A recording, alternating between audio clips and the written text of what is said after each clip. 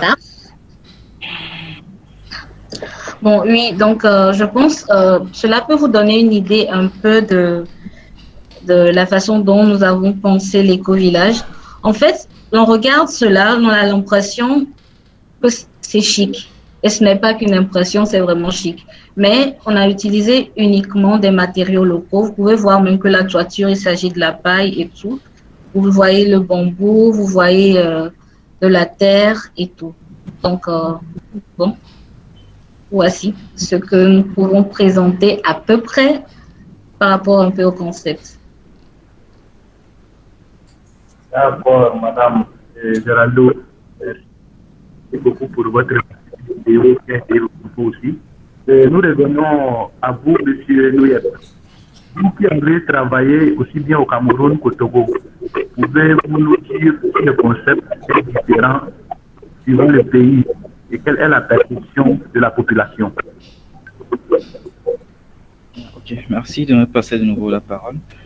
Bon, en réalité, le concept n'est pas différent du tout, je dirais, hein. Quel que soit le pays, pas seulement du Togo ou au Cameroun, mais dans l'Afrique en général et je dirais même dans le monde, hein, parce que les éco-villages sont axés sur certains principes. Bon, je dirais comme ça, le principe, dans un éco-village, on va mettre une place prépondérante sur l'écologie, c'est-à-dire dans la préservation de l'environnement, des espèces qui vivent dans un milieu précis, des cultures qui sont développées dans ce milieu-là. On doit les préserver, peut-être préserver les techniques qui vont en ce sens. Et maintenant, la vie communautaire doit être super active dans ce sens où on doit amener les hommes qui sont dans ce village à vivre de ce qu'ils sont en train de développer.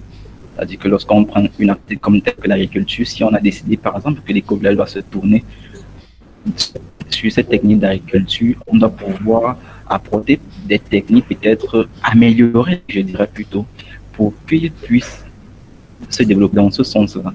Et aussi, l'économie de l'éco-village doit tourner dans les différentes activités qui permettent de faire vivre cet éco-village. Donc, si je prends par exemple, comme j'ai cité tout à l'heure, Ebodje au Cameroun, Ebodje qui est les villages où ils sont axés sur la protection des tortues. Par exemple, on va constater que l'économie de cette localité tourne principalement sur cette protection des espèces marines qui est la tortue.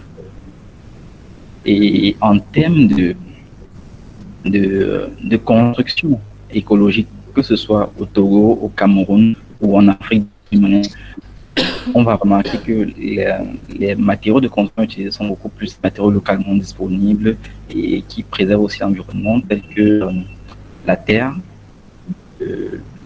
la pierre, le bois, la paille. Donc tout ceci afin de pouvoir mieux avoir un cadre sain. Je ne sais pas si j'ai répondu à votre préoccupation.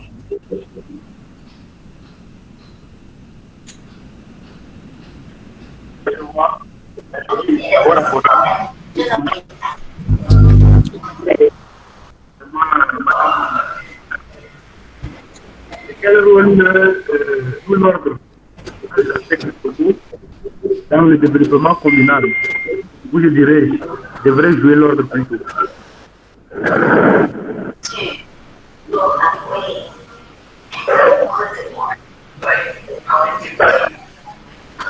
Vous me recevez, Madame Amina Nachaba. Ah, oui. Honnêtement, j'avoue que le son n'est pas très bon. Donc, je me semble que vous avez demandé notre intervention par rapport au développement communal, c'est ça? Effectivement, c'est ça, oui. D'accord, ok. Bon, excusez-moi, c'est pas très clair.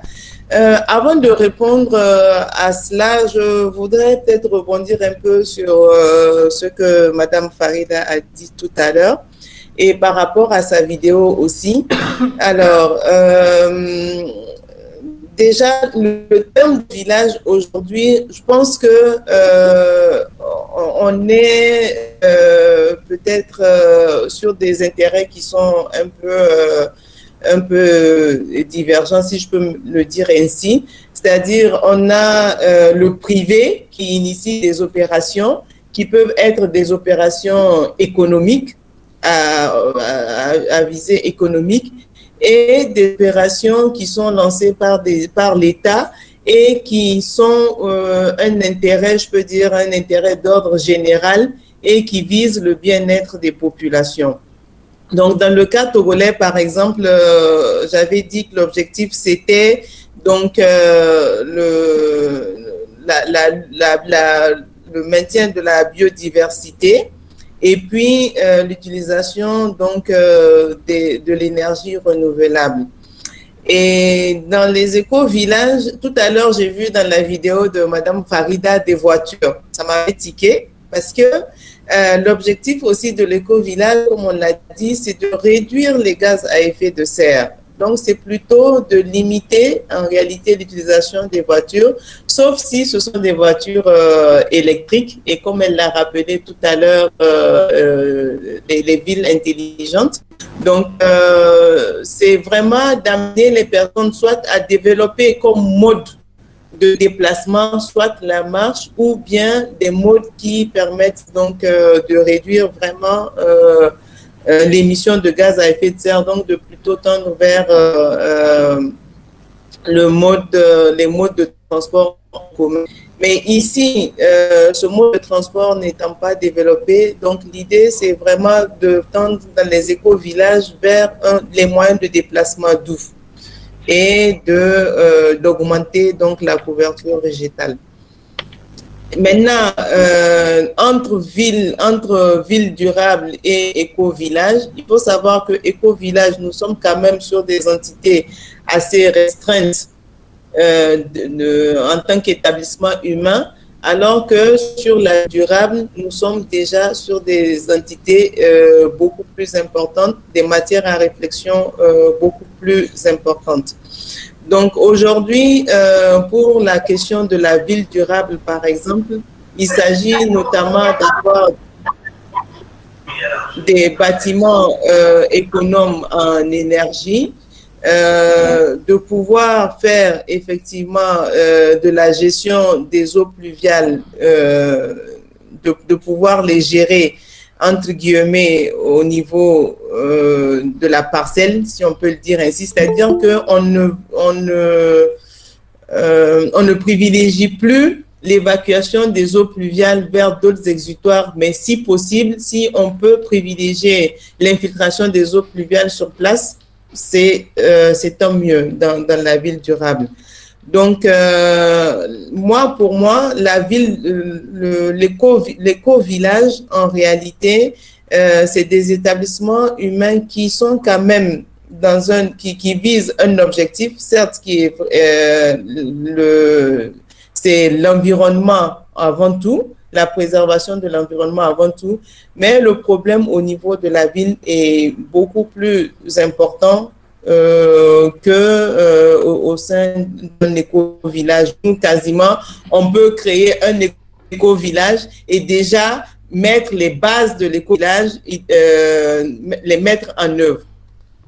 Donc, je voulais peut-être apporter cette précision entre l'éco-village où on peut maîtriser beaucoup plus de choses qu'au niveau de la ville durable. Maintenant, au niveau de l'accompagnement des communes par l'ordre des architectes, il s'agit surtout donc d'aider ces communes-là dans la délivrance de construire. Parce qu'aujourd'hui, ce qu'on a remarqué surtout sur le terrain, c'est que des bâtiments sans véritable respect des règles d'urbanisme et sans obtention donc de l'autorisation d'urbanisme qu'est le permis de construire. Donc, c'est d'accompagner les collectivités déjà dans délivrance des permis, dans le respect donc des règles d'urbanisme par ceux qui déposent les permis de construire. Ça, c'est une première chose. Deuxième chose, l'ONAT aujourd'hui est en train de vouloir vulgariser certains plans types au niveau des communes.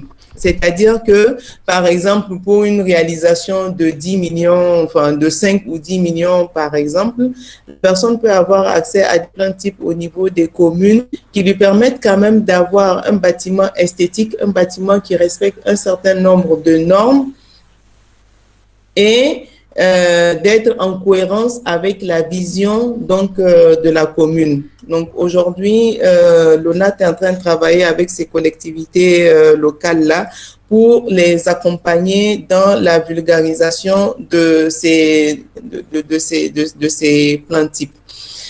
Maintenant, l'utilisation de matériaux locaux, donc il s'agit aussi d'être accompagné par les architectes qui sont spécialistes en la matière. C'est vrai que la majorité des architectes aujourd'hui on construit plutôt, on a la construction classique qui est donc l'utilisation du ciment, l'utilisation du béton, mais c'est de permettre aux architectes qui sont spécialisés dans le domaine, comme les architectes comme Parida par exemple, et de vulgariser l'utilisation des matériaux locaux, donc l'utilisation du bambou, l'utilisation de la terre stabilisée. Ces architectes sont là, l'ordre est prêt à communiquer les architectes qui ont intérêt dans ce type de réalisation pour accompagner donc les collectivités locales qui doivent délivrer encore une fois les permis de construire, et il faut que ces permis de construire là soient en cohérence avec des règles d'urbanisme qui sont préétablies. Et ces règles d'urbanisme là, je suis peut-être un peu longue. Ces règles d'urbanisme là, c'est lorsqu'il existe un document d'urbanisme comme le schéma directeur. Dans ce schéma directeur-là, on a des règles qui sont émises. Donc, il s'agit déjà de se conformer aux règles qui sont émises dans les schémas directeurs. Et si ces règles sont insuffisantes, l'architecte même est soumis aux pratiques, à certaines pratiques qui fait que le bâtiment doit respecter un certain nombre de normes normes architecturales pour que cela puisse exister dans un environnement bien précis. Voilà, merci. D'accord. Merci madame pour votre brillante intervention. En vous suivant tout à l'heure, demandant encore également vous poser une question. Le développement communal au Togo signifierait-il éco-village? Développement communal signifierait-il éco-village. Développement communal au Togo. Est-ce que ça signifie éco-village? Non, ça ne signifie pas éco-village, pas du tout. Le développement communal, c'est comment mobiliser les ressources des communes et pouvoir déjà assurer un développement à la base. Donc, comment sortir les populations de la pauvreté, comment leur offrir un cadre de vie agréable, c'est déjà ça le premier challenge du développement communal. L'éco-village, en tout cas au sens de l'État togolais, c'est d'apporter donc des énergies renouvelables, c'est de pouvoir maintenir la biodiversité. Et éco-village développement communal ne veut pas dire forcément éco-village au sens où on l'entend aujourd'hui en termes de développement durable.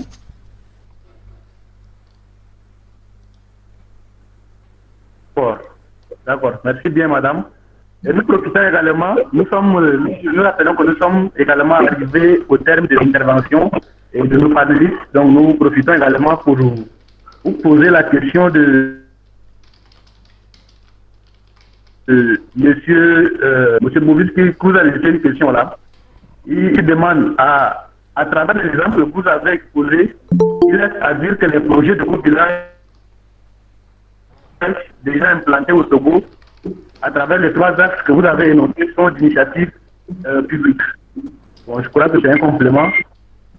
C'est un complément. Donc, bon, il aimerait savoir si la mise en œuvre d'éco-villages relève de l'initiative de l'État. Voilà. Voilà. Les éco-villages, on vient de voir des exemples tout à l'heure. Les éco-villages peuvent être d'initiatives privées comme ça peut être d'initiatives publiques. L'initiative privée, derrière, on a vu tout à l'heure qu'il y a quand même derrière un objectif économique qui est derrière, mais c'est tout en alliant donc la question de la préservation de l'environnement et la question du bien-être social.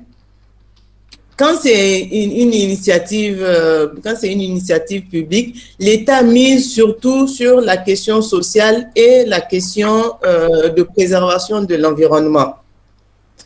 Et donc, dans la question sociale, c'est de pouvoir permettre l'inclusion sociale surtout, que tout le monde puisse avoir accès aux services de l'État dans de bonnes conditions et aussi par exemple, qu'on puisse avoir l'éclairage électrique, qui est quand même un moteur de développement, qu'on puisse avoir accès à cet éclairage électrique-là en se basant sur les sources d'énergie renouvelables.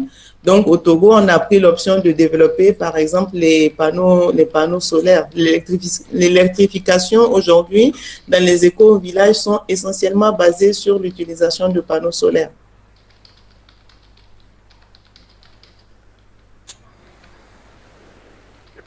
D'accord, merci. Monsieur Bobus, j'espère que vous êtes satisfait aux réponses apportées à votre question.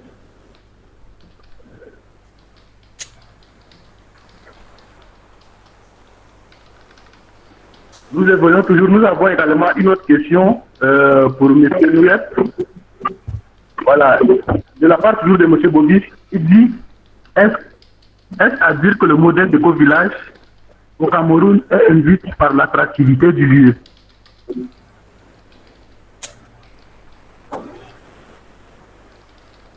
M. Nouyet.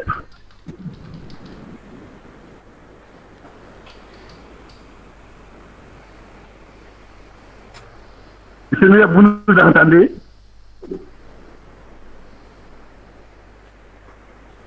Apparemment, il ne nous entend pas. Bon, il y a une question pour nous. Non, son micro n'est pas activé. Son micro n'est pas activé. Dites-lui de l'activer. Je demandais, vous dites, le modèle éco-village au Cameroun est induit par l'attractivité du lieu. Non, pas nécessairement. Allô, vous m'entendez? Oui, nous vous entendons. Okay. Non, au Cameroun, les modèles d'éco-village n'est pas nécessairement induit par l'attractivité du lieu. Mais le fait est que l'attractivité du lieu permet à ce que les touristes puissent davantage venir rendre visiter, je voudrais dire, l'éco-village, et ça permettrait de générer des revenus qui permettent à cet éco-village de fonctionner de manière autosuffisante. Parce que, en principe, l'éco-village est développé pour une localité précise, comme l'a dit tout à l'heure Madame Amina. Lorsqu'il s'agit d'une initiative privée, on va de soi que le thème économique est beaucoup plus prépondérant. Mais lorsqu'il s'agit d'une initiative publique de l'État, on est beaucoup plus axé sur le social et la préservation de l'environnement. Maintenant, même si on est axé sur le social et la préservation de l'environnement, comme il est le cas par exemple d'Ebodje, comme j'ai beaucoup prendre ce cas, Ebodje où on préserve, où on protège les tortues marines. Là-bas, c'est une initiative étatique par exemple. Mais maintenant, étant donné que les tortues marines sont des espèces assez rares, dans le monde à proprement parler, il existe 7 types de tortues marines. Et sur les côtes camerounaises, il en existe 4. Et à Ebodje, on a 2 types de tortues marines. Du coup, les gens du monde entier, d'une manière générale, puisqu'ils n'ont pas la chance de pouvoir percevoir cela, de pouvoir voir cela de manière palpable, souvent ils viennent beaucoup plus au Cameroun pour pouvoir visiter ces lieux-là. Et donc, lorsqu'ils se rendent à Ebodje, par exemple, ça induit comme ça des revenus. C'est où je disais au tout début que les tortues ont fait grandir la commune d'Ebodje. Par exemple, elles ont permis au village de se développer elles ont apporté l'électricité au village, elles ont apporté les métaux au village, elles ont apporté l'eau au village. Donc, c'est pour dire qu'en fait, le modèle d'éco-village au Cameroun n'est pas nécessairement induit par l'attractivité, mais l'habité est un atout en fait. Quel que soit l'éco-village concret, d'une manière générale, qui existe, l'attractivité est un atout pour pouvoir permettre à cet éco-village de pouvoir générer des revenus, je dirais, pour fonctionner, pour lui permettre de fonctionner de manière autosuffisante. Je ne sais pas si vous avez ça, monsieur Obi. Vous nous entendez quand même? Au micro coupé. Nous devenions toujours, il y a M. Tchala Waïdou qui a une question pour nos trois panélistes. Il demande quel est l'objectif principal des éco-villages à l'échelle locale, nationale et internationale. Nous commençons par vous, Madame Geraldo Parida.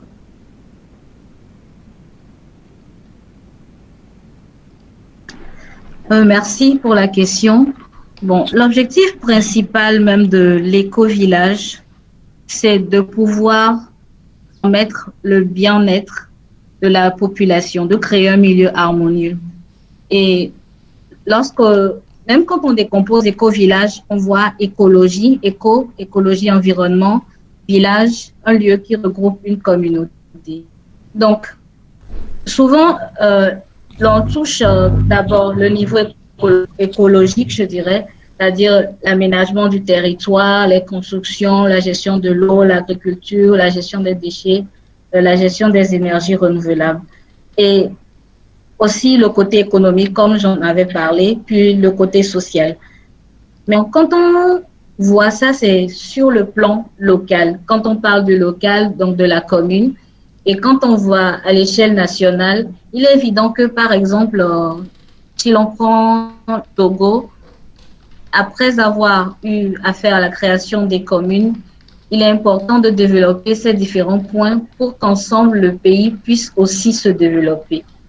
Donc, au final, l'éco-village, dans un certain sens, commence peut-être d'une façon embryonnaire, mais ça permet de développer au moins ces zones rurales-là. Puisque, en fait, comme l'a dit Madame Amina, il y a le cas des villes durables et puis le cas des éco-villages. Donc, ce n'est pas quelque chose qu'il faudrait quand même mélanger. Et il faudrait juste comprendre que l'éco-village concerne beaucoup plus les zones rurales, beaucoup plus les communes dans notre cas, et plutôt à l'échelle nationale et autres, c'est plutôt l'État qui peut-être organise ou fait la promotion du développement de ces milieux-là. Puisque, en fait, je reprends, agir sur les éco-villages, ou bien agir sur les communes ou sur les villages pour qu'ils deviennent des éco-villages est beaucoup plus facile que d'agir sur les villes qui ont déjà développé certains défis. Alors que maintenant, au niveau des villages et autres, ils sont encore à l'étape embryonnaire et c'est maintenant qu'on pourrait créer la façon dont ils vont se développer et pouvoir agir dessus. Voilà. D'accord, merci. Madame Amina Nassaba, si vous avez à faire par rapport à cette question.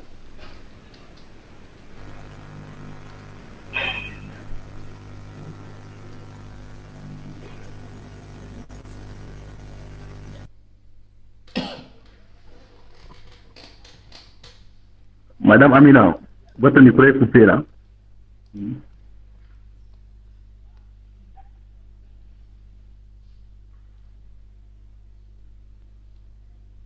Monsieur Nouya, vous nous entendez? Oui, bon. Vous m'entendez? Oui, c'est bon, nous vous entendons, madame.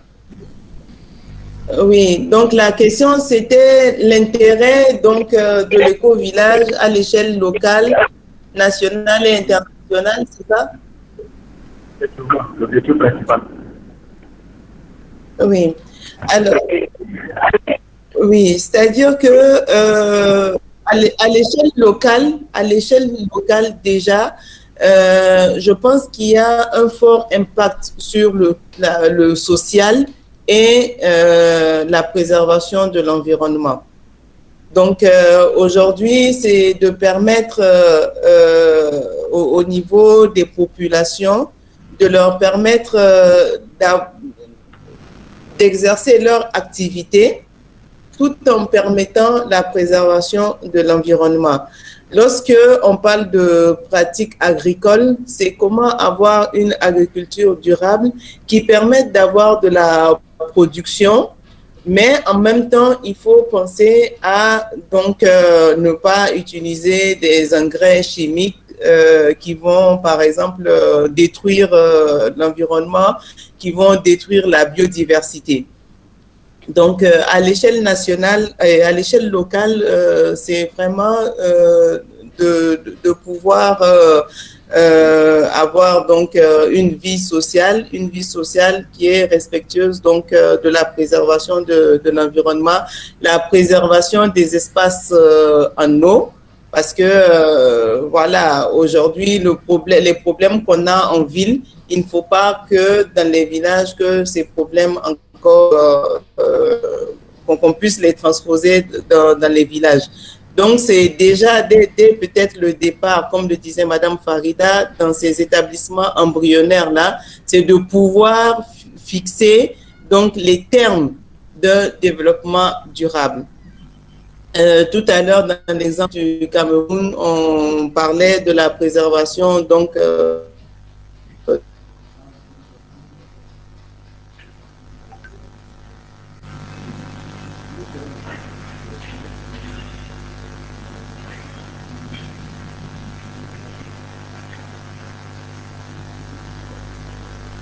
Nous n'entendons plus Madame Amina.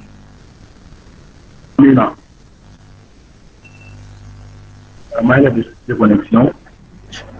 Je crois, oui, parce que c'est fixé, son image est fixée. Je crois qu'elle a un problème de connexion. D'accord, nous évoluons. Monsieur Nouya, si vous avez quelque chose à ajouter par rapport à ça également. Bon, ce que je pourrais ajouter, c'est que lorsqu'on parle d'éco-village, il est certes vrai qu'on se réfère généralement à la vie communautaire, à l'économie de cette région et à la préservation de l'environnement, certes, mais ce qui, en termes de développement de construction, je voulais ajouter en fait, ce qu'il faudrait comprendre, c'est que lorsqu'on parle de construction d'un éco-village, il ne faudrait pas juste penser que on doit rester dans le modèle de construction précaire, c'est-à-dire la construction, quand on parle de construction locale, pour certains ont tendance à croire qu'il s'agirait de juste construire comme les habitants, les autochtones avaient l'habitude de construire. Ce que je pense en ce sens, c'est que les architectes, les techniciens devraient les accompagner dans des nouvelles mesures, dans de nouvelles techniques pour les permettre d'améliorer les méthodes de construction. Je dis ceci parce que lorsque certains, je prends le cas des touristes, hein, je dirais toujours, j'aime toujours prendre ce cas parce que lorsque les touristes arrivent dans une région précise, les constructions qui sont faites sont belles à voir peut-être de l'extérieur, mais les aménagements intérieurs ne reflètent pas en quelque sorte la beauté du lieu. Du coup, ils ont tendance à avoir du mal à vivre à l'intérieur de ces constructions-là. Donc, en termes de finition, lorsqu'on parle d'éco-village, en termes de finition des constructions, elles doivent aussi être bien faites, en ce sens que les techniciens devaient vraiment accompagner les communes aussi, je me dis, pour pouvoir améliorer la manière de se voir dans les éco-villages. Donc, en dehors de la préservation de l'environnement, de la biodiversité, des espèces existantes, des techniques de culture du milieu, dans la construction, on devrait aussi pousser le côté finition avec les matériaux de construction localement disponibles, bien évidemment. C'est tout ce que je pourrais ajouter.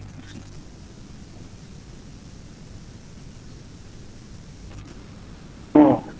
Ok, merci beaucoup, monsieur Nouya. Monsieur Sarah, j'espère que nos panélistes ont répondu plus ou moins à vos questions.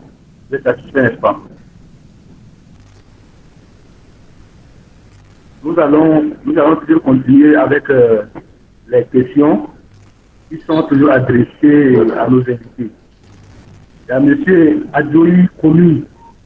Il dit, j'aimerais savoir ce qui est prévu pour que les populations dans les zones rurales ne détruisent pas leurs constructions à base des objets locaux, puisque le développement envahit ces zones-là. Donc, M. Junel, vous la parole. Je disais, il y a M. Adjoui Komi qui aimerait savoir ce qui est prévu pour que les populations dans les zones rurales ne détruisent pas leurs constructions à base des objets locaux, puisque le développement envahit ces zones rurales-là. Je vous entends. Donc, vous dites, je vous aimerais savoir si, ce qui est... Les populations dans les zones rurales ne détruisent plus leurs constructions à base des objets locaux, puisque le développement envahit ces zones rurales-là, quoi. À mon sens, je dirais, si vous me suivez?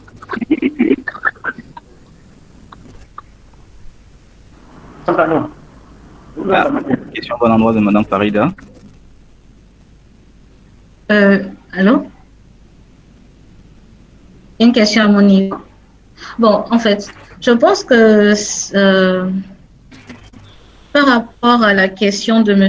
Adjoui, bon, il demande à savoir ce qui est prévu pour les populations dans les zones rurales, c'est-à-dire pour que les populations dans les zones rurales ne détruisent pas leur construction à base des objets locaux. Donc, je pense que l'intervention de M. Junel Nouillet rejoint un peu déjà la question là. Mais dire ce qui est prévu, bon, je pense beaucoup plus que c'est... Madame Amina avait parlé par rapport au projet de l'État. Donc, peut-être c'est dans cette optique qu'il parlait de prévision.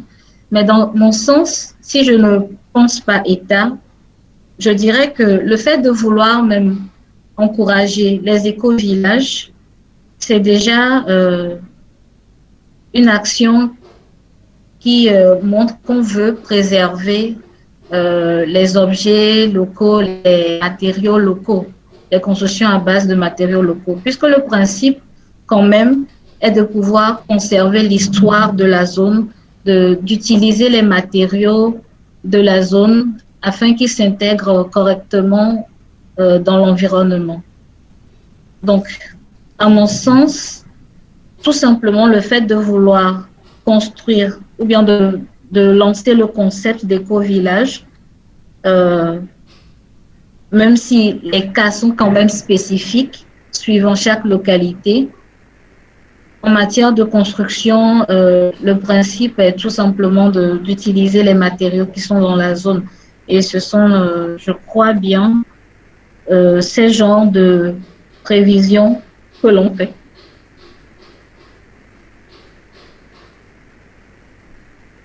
Ok, merci madame. Je ne sais pas. Intervention. Donc, pour ajouter un élément... Ok, vous pouvez ajouter. Je dis, à mon sens, je dirais que pour ajouter, comme on l'a dit tout à l'heure, les éco-villages sont... il est possible de mieux contrôler le développement des éco-villages, de les orienter, d'orienter leur développement. Par contre, les villes, c'est un peu plus compliqué, mais c'est possible toujours de les orienter. Donc, lorsqu'on prend un éco-village et qu'on on oriente sa stratégie de développement et qu'elle commence par grandir avec avec une base solide, et la rencontre entre l'éco-village et la ville ne va pas forcément faire à ce que les constructions de ces éco-villages se détruisent pour faire peut-être place aux constructions modernes. Je pense en fait que votre question va plus dans ce sens-là. Il ne faudrait pas penser que les constructions des éco-villages, je dirais, avec les matériaux localement disponibles, comme j'étais en train de le dire tout à l'heure, ne peuvent pas être aussi belles que les constructions de la grande ville. Parce que à vous écouter, à vous entendre, je pense que votre question va plus dans ce sens. Donc, il faudrait savoir qu'avec les matériaux localement disponibles tels que la terre, le bois, la paille, le bambou, on peut effectivement faire de très belles constructions qui épousent parfaitement le concept d'éco-village sans toutefois dénaturer le projet en soi. Je ne sais pas si ça apporte un plus à votre question. Je crois même pour surenchérir encore, vraiment, le développement ne veut pas dire immeubles, vitres, verres et tout ça là. Et franchement, chaque éco-village détermine ses propres choix de gestion, ses propres choix de fonctionnement. Et c'est en fonction de cela que, quand le développement, on peut facilement mettre comme objectif ou bien comme principe d'utiliser uniquement les matériaux locaux et les préserver pour la construction. D'accord. Merci beaucoup. Merci beaucoup pour vos apports. Donc, nous évoluons toujours avec les questions. Il y a une question également de M. Tino Assi. Il demande, nous utilisons les ressources locales pour les constructions. Et c'est ce qui est innovant d'ailleurs. Mais s'il vous plaît, ne participons pas indirectement à l'épuisement de ces ressources-là. Si Mme Amina peut nous apporter quelques éléments de réponse. Merci. Madame Amina, vous êtes avec nous? Oui, je suis avec vous, je pense. C'est parfaitement légitime la question du participant. C'est-à-dire qu'aujourd'hui, effectivement, on a donc cette question qui se pose, c'est utilisation de matériaux locaux, mais en même temps disponibilité des ressources. Ce qui se passe actuellement, surtout dans le cadre de l'utilisation du bois, c'est surtout encourager le reboisement. Surtout ça. Alors, il y a quelques années, j'avais suivi un mémoire où c'est un mémoire sur Ganvier.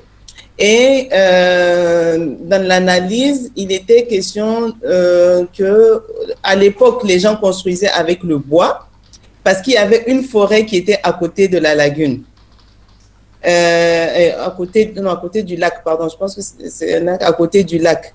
Mais aujourd'hui, ce qu'on avait constaté, c'est que les constructions sont en train de se faire de plus en plus en ciment parce que justement, cette forêt qui était à proximité, qui avait donc des matériaux, donc le bois qui était disponible, n'était plus en mesure de fournir la quantité de bois suffisante pour permettre la construction en bois.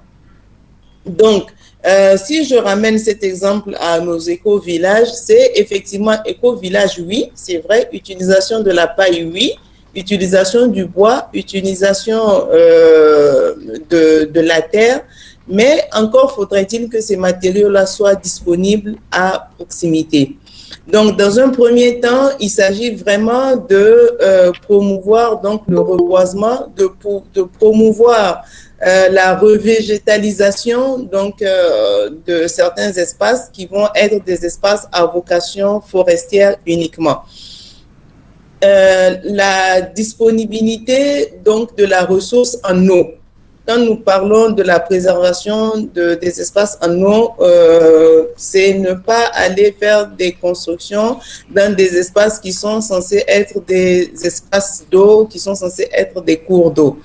Donc, il faut préserver la ressource en eau. Il faut mettre en œuvre dans ces éco-villages-là la récupération de l'eau pluviale, parce que c'est cette récupération de l'eau pluviale-là qui nous permet de,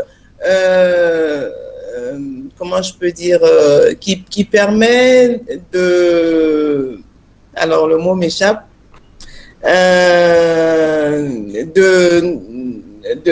remplir à nouveau, si je peux le dire ainsi, de remplir à nouveau la nappe phréatique.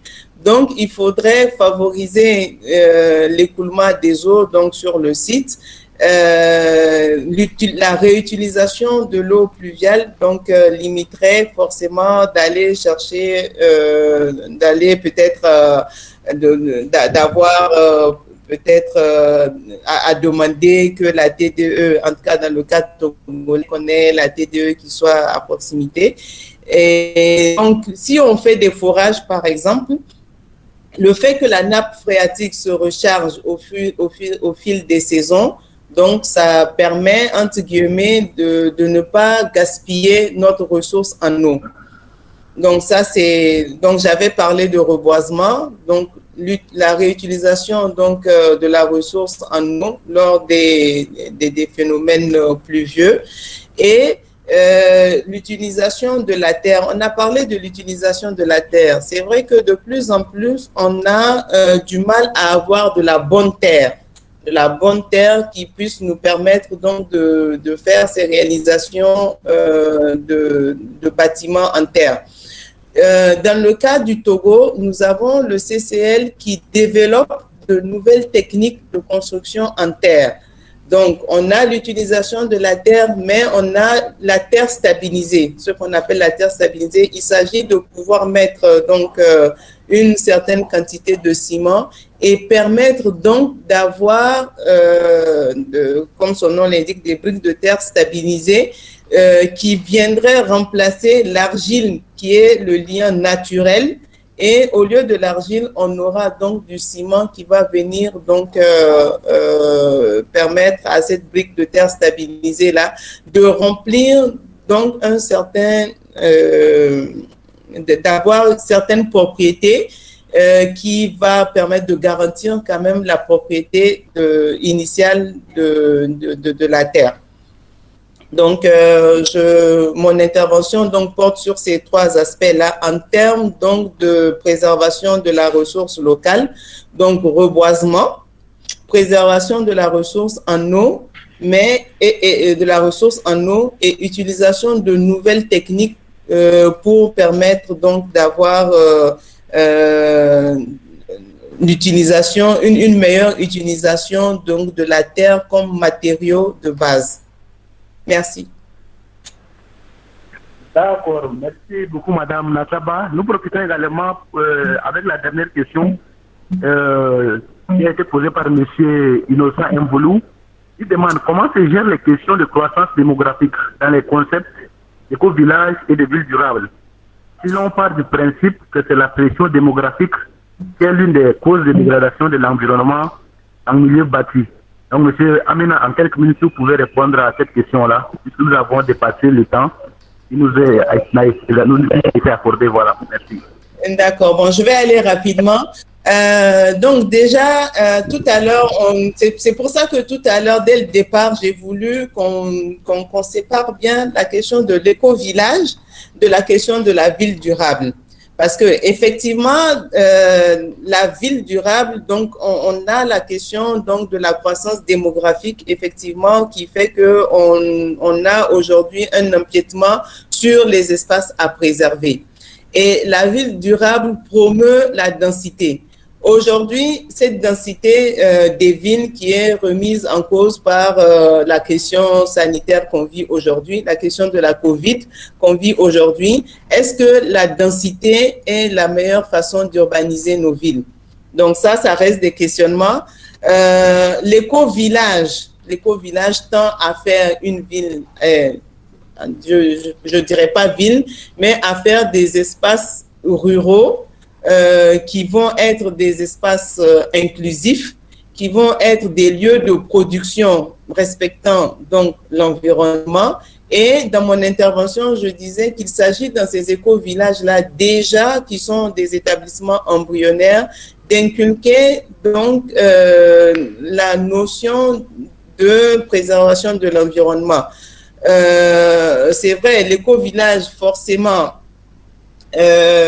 va être appelé à grandir lorsqu'il ne s'agit pas d'éco-village économique, parce que lorsque c'est initié par les privés, l'objectif derrière, c'est qu'on est dans des espaces qui ont derrière des intérêts économiques. Mais lorsqu'on est sur des villages, c'est comment ces villages-là vont se développer tout en respectant la nature. Donc, on a parlé tout à l'heure de l'agriculture, de l'éco-agriculture, des actions qui vont être beaucoup plus respectueuses donc de l'environnement, qui ne vont pas polluer les nappes phréatiques et donc limiter aussi l'installation des populations dans les bassins, dans les lits des cours d'eau. Il faut dire que naturellement même les installations des populations ne se fait pas dans les lits des cours d'eau. C'est en ville surtout qu'on a ce problème-là d'installation dans